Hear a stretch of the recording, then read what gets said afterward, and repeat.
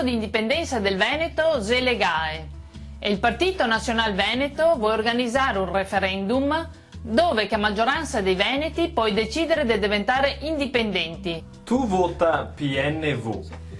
E ti vota PNV.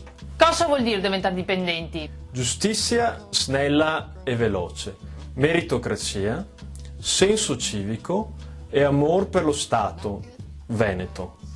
Vuol dire diventare un paese come la Slovenia, come l'Austria, come la Svizzera.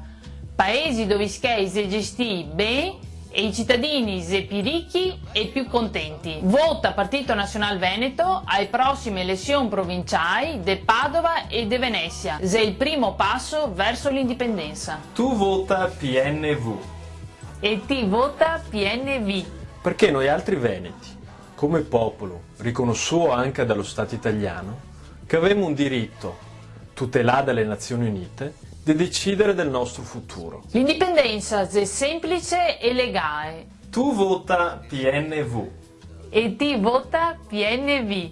Basta una maggioranza dei veneti che si esprima a favore dell'indipendenza in un referendum con monitoraggio internazionale per diventare uno Stato veneto, indipendente e sovrano. Non avevamo da domandare permesso a nessuno, basta 1 milione di veneti a favore.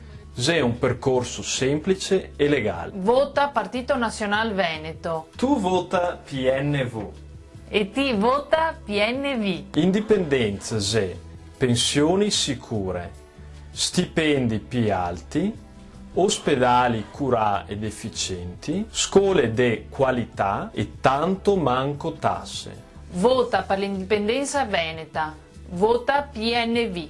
Tu vota PNV. E ti vota PNV. Rinascimento culturale, risparmio energetico, banche oneste, Vota per l'indipendenza. Vota PNV. libertà d'espressione e tanto manco burocrazia. Vota Partito Nazional Veneto. Vota per l'indipendenza veneta, vota PNV.